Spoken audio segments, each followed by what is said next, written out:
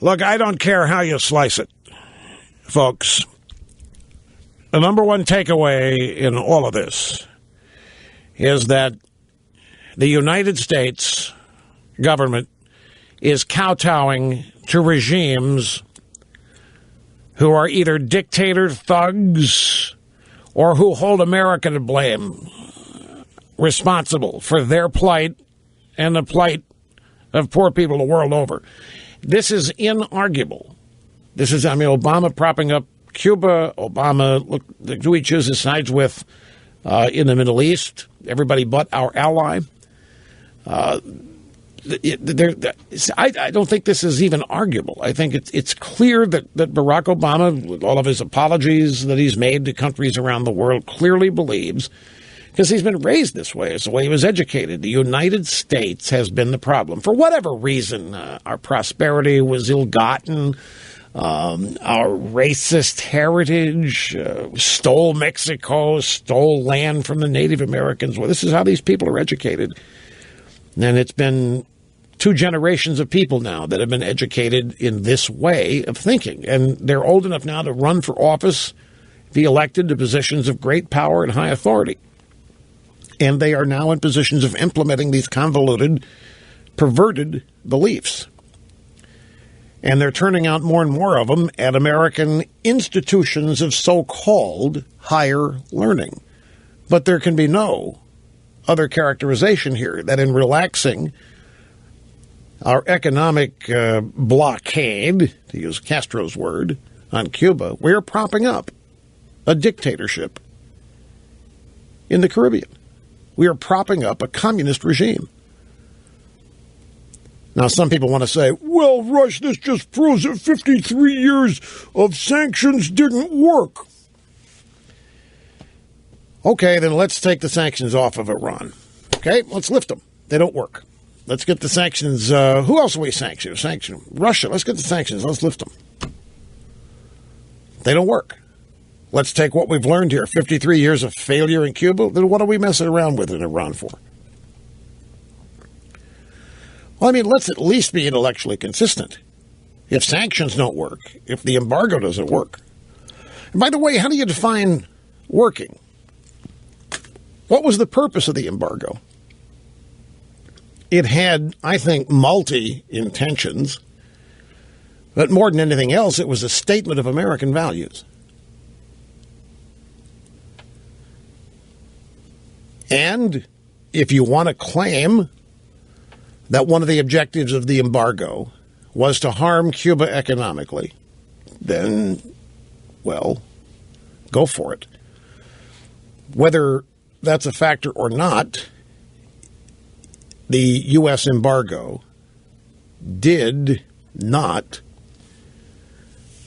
cause the Castro brothers to change their behavior toward their people. They, in fact, used the embargo as an excuse. Told their people, well, yeah, things would be different here, but the evil Satan to the north is denying us equal freedom, whatever he tells his people. It was our fault. But the purpose of it was not to harm the Cuban people. It was to limit the power and reach of the Cuban regime. A number of ways of determining whether or not it worked. But as a statement of American values, we are not going to openly trade with a nation that, by the way, was about to accept delivery of nuclear missiles that would be aimed at us. It was a Soviet Union client state. There's a lot of things about this that people of a certain age simply don't know. You think Cuban Missile Crisis, how do you think the Cuban Missile Crisis is taught in schools today? It'd be interesting to know how the Cuban Missile Crisis is. We bullied Russia, bullied Cuba, or whatever, or it's probably our fault because, you know, one of the things that's taught about Castro and Cuba is that it was almost a bidding process. Back in 1955, 56, 57, Castro was deciding which way he wanted to go. He was either going to align with America and be a capitalist country, or he was going to align with the Soviets and be a communist country. And he would come to the United Nations, and I remember, I'm 7 or 8 years old. I remember this like it was yesterday. I remember watching Castro on TV. And I can remember I can remember the news that Douglas Edwards, CBS News, and Walter Cronkite. I remember them hoping and praying Castro would choose us. Even back then, hoping and praying. But they were all convinced that he wasn't. But Castro left it open. It was a possibility he was going to choose to align with us. And then, when he aligned with the Soviet Union, it was a letdown. It was a terrible disappointment. And it was portrayed as Castro spurning the U.S. And, of course, even back then, Castro was justified in spurning us because Castro was smart enough to know that we really wanted to secretly overthrow him. So the point is that it's always been our fault. So the Cuban Missile Crisis is an outgrowth of that. Isn't Castro trying to defend himself? I mean, for crying out loud. Dude, yeah, it was... Well, yeah, but see, at the time it was Kennedy, and at the time it was Camelot, and at the time Kennedy was the hero. But it's probably popularly well known by now that Kennedy nearly blew it in the Cuban Missile Crisis, well, maybe not, maybe I'm well. The old movies do. But the Cuban Missile Crisis, as it is taught today, let's take it away. Let's stop talking about it as specific.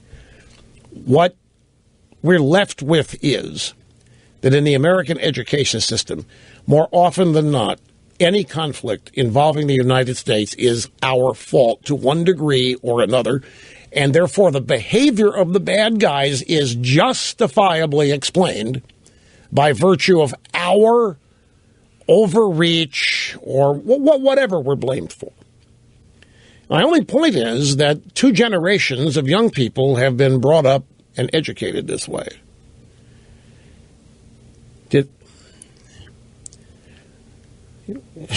Now they're citing The Godfather to me to prove my point. See, this is another thing that happens. We all say, yeah, you should have seen I'm telling you the truth because it was in The Godfather. The Godfather's a movie. It was a script. Somebody wrote a script. Right. Well, the mafia did take over. The mafia owned Cuba for a while, but Castro portrayed as the good guy kicking them out. For the people. Oh, yeah. There's all kinds of those. So the takeaway is that we've now elected somebody that's been educated to believe all this stuff, that the U.S. is the problem in the world.